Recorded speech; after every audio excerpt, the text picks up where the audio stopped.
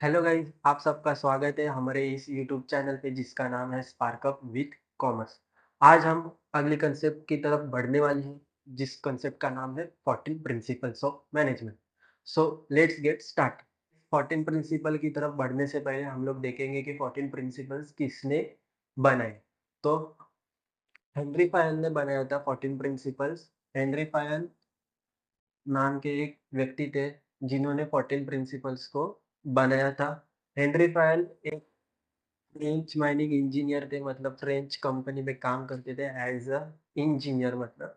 और बड़ी-बड़ी इंडस्ट्रीज़ को अच्छी तरह से लीड किया और एक सक्सेसफुल मैनेजर थे।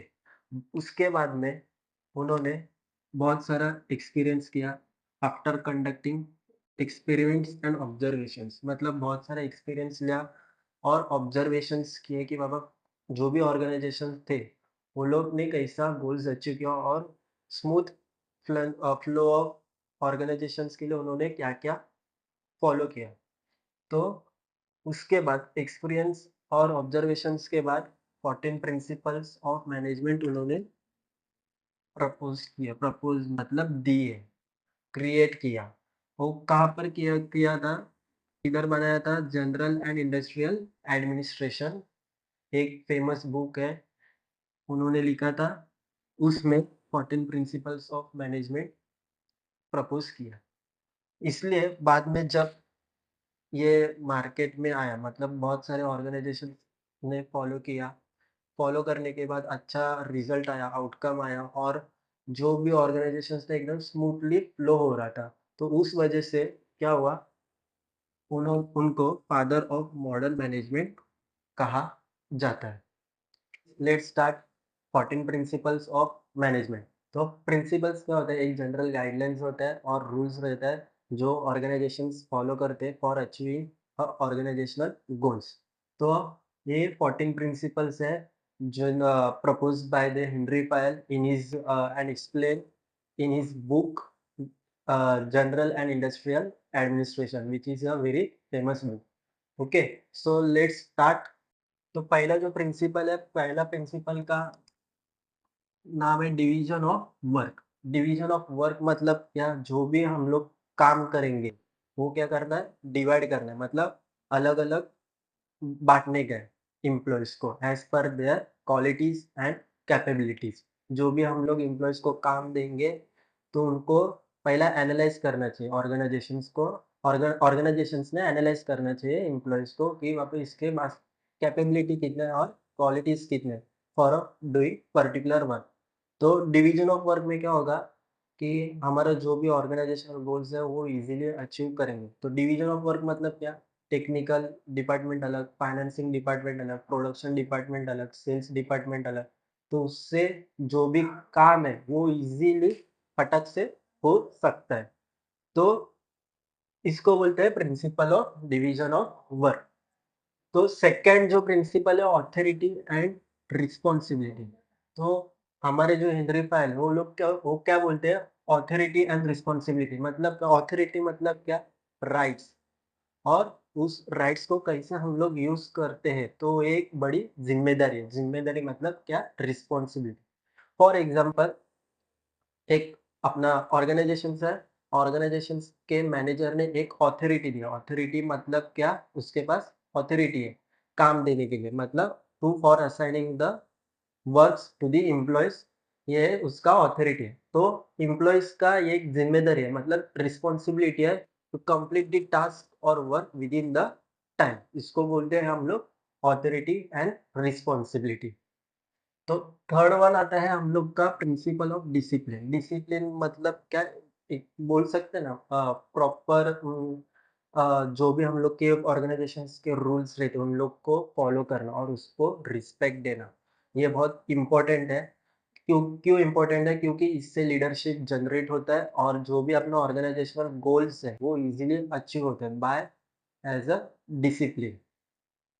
तो फोर्थ पॉइंट रहता है हम लोग का principle of unity of command. जो अभी हमारे जो हेनरी फैल है वो क्या बोलते हैं?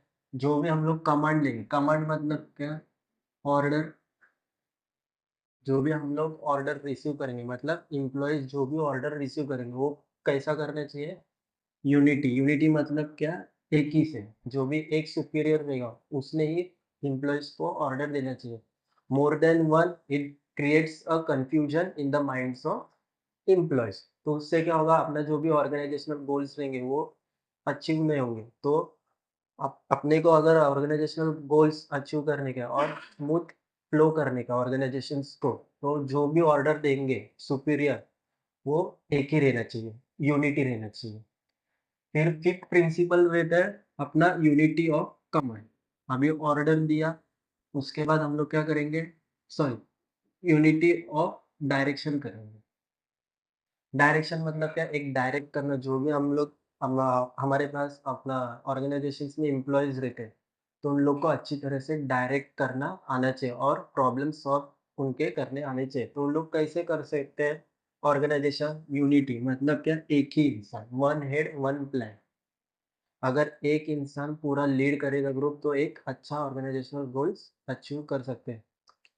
और मोर देन वन रहेंगे तो एम्प्लॉइज़ कन्फ्यूज़ हो सकते हैं कि बाबा किसके डायरेक्शन को फ़ॉलो करने का और किसको नहीं करने का है।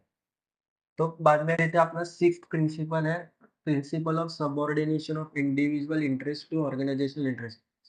इसका मीनिंग है मतलब हम लोग का जो भी सेल्फलेसनेस है वो कम करना चाहिए। मतलब हम लोग का पहला खुद का मतलब बोलते हैं ना एम्प्लॉइज़ ने पहले ऑर्गेनाइजेशन का सोचना चाहिए, ना कि अपना। तो जब ऑर्गेनाइज़ेशन का इंटरेस्ट मतलब ऑर्गेनाइज़ेशन के बारे में हम लोग सोचेंगे, तो उनका बाद में उसका फ़ायदा होगा। तो उसको बोलते हैं principle of subordination of individual interest to organisational interest. तो पहला हम लोग प्रायोरिटी देंगे अपने ऑर्गेनाइज़ेशंस को। ऑर्गेनाइज़ेशंस के लिए काम करेंगे, फिर उसके बाद अपने को प्रॉफ़िट होगा। सेवेंथ प्रिंसिपल है प्रिंसिपल ऑफ सेंट्रलाइज़ेशन। सेंट्रलाइज़ेशन मतलब है पावर्स एंड अथॉरिटीज़ मतलब ड्यूटीज़ एंड अथॉरिटीज़।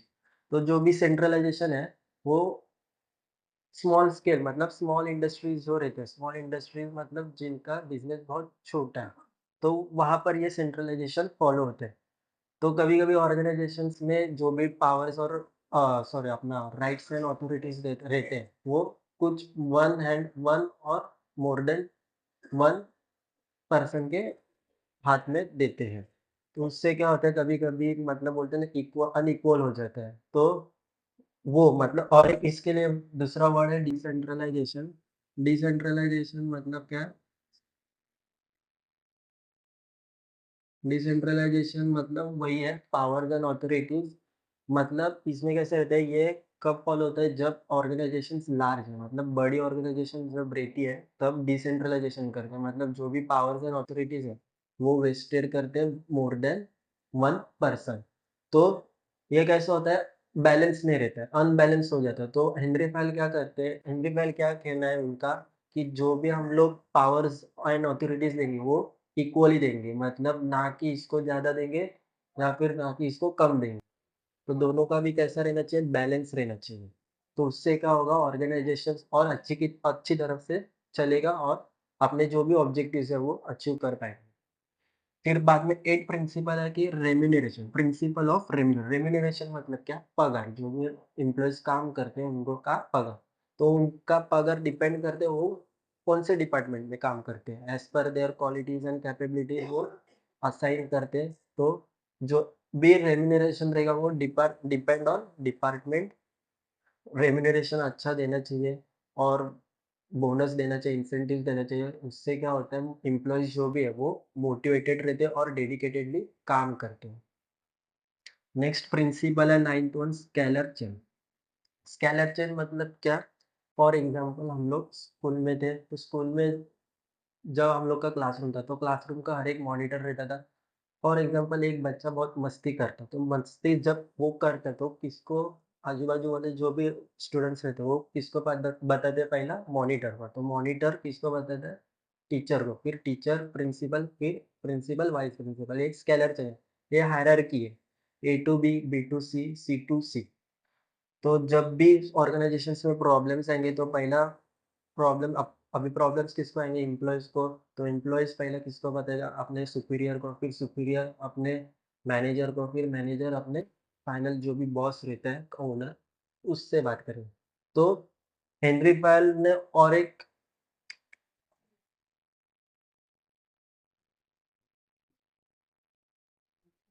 इंट्रोड्यूस मतलब बोला है कि ये हम लोग फॉलो कर सकते हैं गैंग प्लैंक। गैंग प्लैंक मतलब अगर इन केस ऑफ इमरजेंसी कुछ प्रॉब्लम्स बड़ा होता है, तो हम लोग डायरेक्ट मेन जो भी रहता है, मतलब मेन मतलब जो भी बॉस रहता है कंपनी का, मतलब ऑर्गनाइज़ेशन का, उनसे हम लोग कम्युनिकेट कर सकते हैं।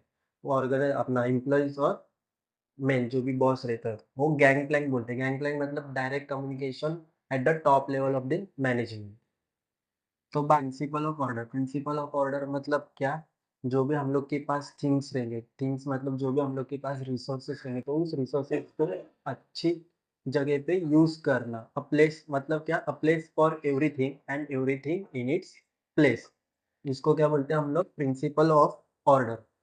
फिर बाद में रहता है प्रिंसिपल ऑफ इक्विटी। इक्विटी मतलब क्या? इक्वल। हम लोग को इक्वल इम्पोर्टेंस देना चाहिए हर एक एम्प्लॉइज़ को in the form of salaries, wages और जो भी अपना डिस्क्रिमिनेशन नहीं करना चाहिए एम्प्लॉइज़ के अंदर। और उनको इक्वली मतलब बोलते हैं ना एज़ अ फ्रेंडली एनवायरनमेंट अपने को क्रिएट करना चाहिए ऑर्गनाइज़ेशंस को। तो उससे क्या होता है अपना ऑर्गनाइज़ेशन का जो भी गोल्स है वो ईज़िली अचीव होता है। फिर बाद में है principle of stability of tenure. Tenure मतलब क्या? जब भी हम लोग रिक्रूटमेंट करेंगे एम्प्लॉइज़ के, तो मैनेजमेंट जो भी रहते हैं, उन लोग ने अश्योरेंस दिया देने चाहिए एम्प्लॉइज़ को रिगार्डिंग द जॉब सिक्योरिटी। तो अगर जॉब सिक्योरिटी रहेंगे, तो एम्प्लॉइज़ अच्छी तरह से काम करेंगे मतलब मोटिवेटेड रहेंगे और डेडिकेटेडली काम करेंगे, मतलब एफर्ट्स डालेंगे उस ऑर्गनाइज़ेशंस में। तो उसको बोलते हैं हम लोग principle of stability of tenure. फिर बाद में रहता है प्रिंसिपल ऑफ इनिशिएटिव। इनिशिएटिव मतलब क्या? New ideas. New ideas organisations में हर बार न्यू आइडियाज़ मतलब नया सोचना चाहिए, न्यू प्रोडक्ट्स के बारे में सोचना चाहिए। और ऑर्गनाइज़ेशंस ही नहीं, एम्प्लॉइज़ ने भी सोचने चाहिए और ऑर्गनाइज़ेशंस ने एनकरेज करना चाहिए। एनकरेज मतलब सपोर्ट करना चाहिए एम्प्लॉइज़ को कि आप भी न्यू आइडियाज़ जनरेट कीजिए। उससे क्या होता है अपना जो भी ऑर्गनाइज़ेशनल गोल्स है वो ईज़िली अचीव होता है। फिर लास्ट में है अपना principle of Esprit D Corp. Esprit D corps का मतलब है टीम वर्क। टीम वर्क, अगर हम लोग टीम वर्क करेंगे मतलब यूनिटी रखेंगे ऑर्गेनाइजेशंस में, तो उससे क्या होता है काम आसानी से इजीली प्रॉपर इन टाइम में होता है और ऑर्गेनाइजेशन का जो भी गोल्स रहते हैं वो इजीली अचीव होते हैं और बहुत सारे जो भी प्रॉब्लम्स रहते हैं ऑर्गेनाइजेशंस के वो भी आसानी से सॉल्व हो जाते हैं। उसका मतलब है अपना प्रिंसिपल ऑफ डी कॉप्स।